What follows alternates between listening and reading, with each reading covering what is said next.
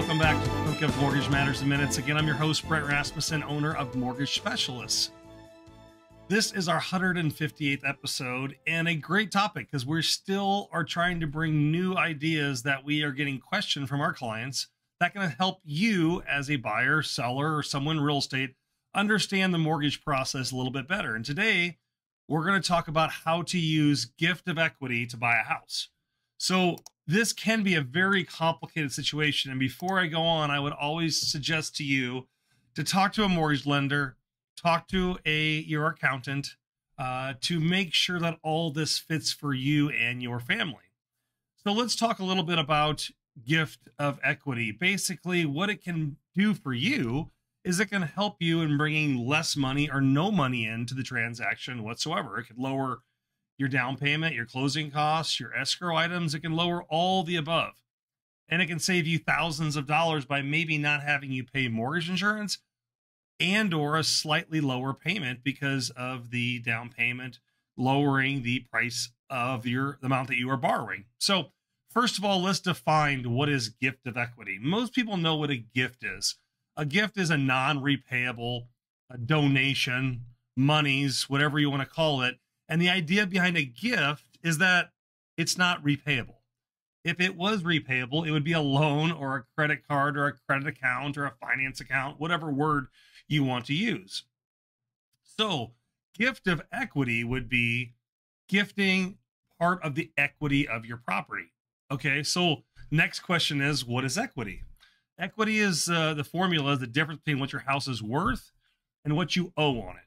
So if your house is worth $300,000, you owe $100,000 as a loan, you have $200,000 of an asset sitting there once you sell your property. That is the equity. So you can gift that to another person, i.e. your family, close friend. You can use that equity, $200,000, to give to the next buyer that they can use that towards their transaction. Most common scenario in this is family. We get contacted a lot that a parent wants to sell their house to their child, or an aunt and uncle have a nephew they want to sell a property to. Generally, it's among family, but because of different relationship dynamics, most of the underwriting guidelines have you choose the word close friends, domestic partners, fiance, as well too as someone that's related of some kind, whether it's blood or very close type of family relationship, those individuals that can do a gift of equity back and forth to each other. So how does it work? Basically, it's as simple as an individual gifting equity on the final closing statement. So maybe in that first example we talked about, home being $300,000, loan being $100,000, seller has $200,000. Maybe now they choose to give $25,000 to the buyer. Now that buyer can use that $25,000 to pay their closing costs, pay their escrows or prepaids, and also pay their closing costs and their down payment. So they can use all of those items to lower the amount that they need to bring into closing. And how does that work? Basically, there's a gift letter, just like when you donate money to someone, you would need to sign for the mortgage purposes. But instead, we would just take it out of the seller's proceeds and we would transfer that money on paper from the seller to the buyer to be able to use on that transaction. What's nice about using the gift of equity is by putting down a larger down payment, you can lower the mortgage insurance. By putting down a larger down payment, you can lower how much you owe, the loan to value, and how much you're borrowing, so your payment is going to come down. A lot of times we'll get contacted by family members and state, hey, I have a $300,000 home and I want to sell it to my son for $200,000. And while, again, we're not accountants, we're not CPAs, we sometimes have a conversation with them saying, hey, it looks like you're giving up $100,000 of equity there. Let's maybe think about it in a different fashion and using that $100,000 towards gift of equity, selling the house to your son for $300,000, but using that $100,000 towards down payment, closing costs, prepaids.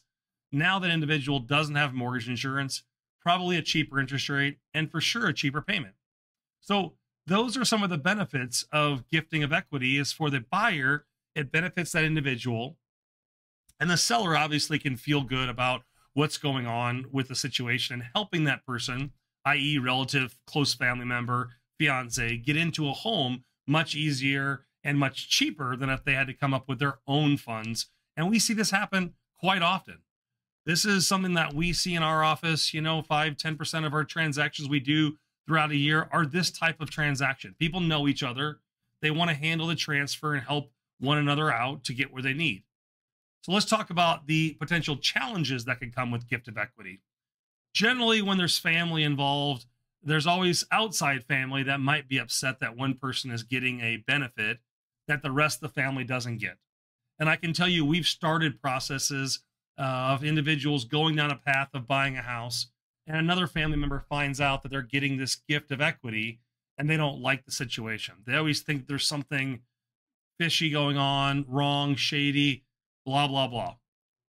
It's not always the case, but anytime we have family and money, there's going to be dynamics there. The biggest question we always bring up is how much can we gift in equity or do a gift per person per year?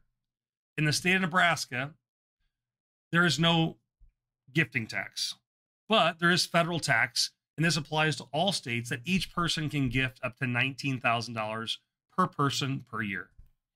But in the state of Nebraska, we have what's called inheritance tax, and that is after you have a net worth over a certain number, and that's always going to change. Currently in 2025, it's $13.99 million.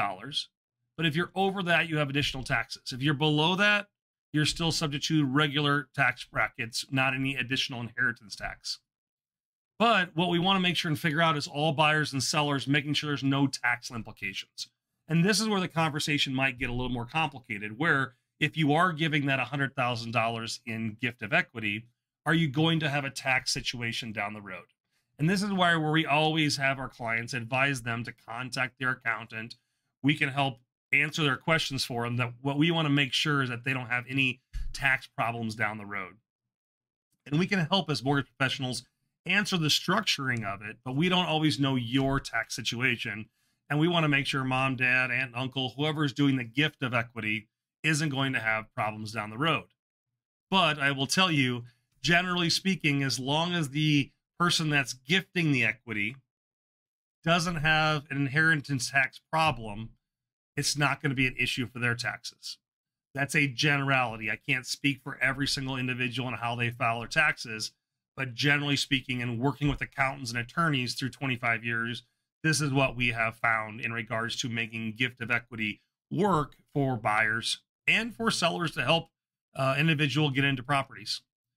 Another possible challenge would be if the house doesn't appraise for what everybody has agreed to make the numbers work. And that's where the challenge sometimes comes in. Well, hey, we want to gift as much equity as possible, but what's the house really worth?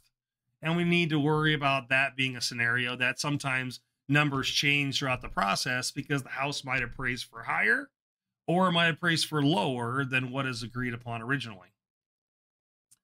Loans of all sorts, conventional, FHA, VA, USDA, allow for gifts. So gifting of equity is not a problem.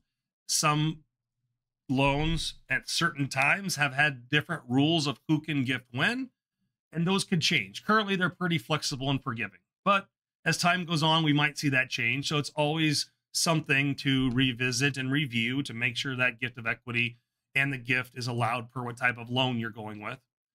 And so putting together a gift of equity is pretty much as simple as putting together a for sale by owner contract between buyer and sellers, which again, we've talked about that through the years. That can be not as simple as one may think it may be. And contacting a realtor or attorney is always a good idea. Work with us then as a lender to document the gift of equity. And then we go through and put that documentation in place for underwriting so that we're prepared at closing to list that gift of equity at the closing table on the final closing documents, showing money's transferring from seller to buyer. It's documented, and that's what allows the gift to happen in regards to that. Again, as always, we want you to reach out to a mortgage professional that knows what the tax implications and the implications are in the entire process. But we can share that we've helped many, many clients go through this for sale by owner process with gift of equity, sometimes without gift of equity, sometimes just a regular gift. There's all different scenarios and reasons why things happen. For example, we've had clients come in and they're buying their parents' investment property.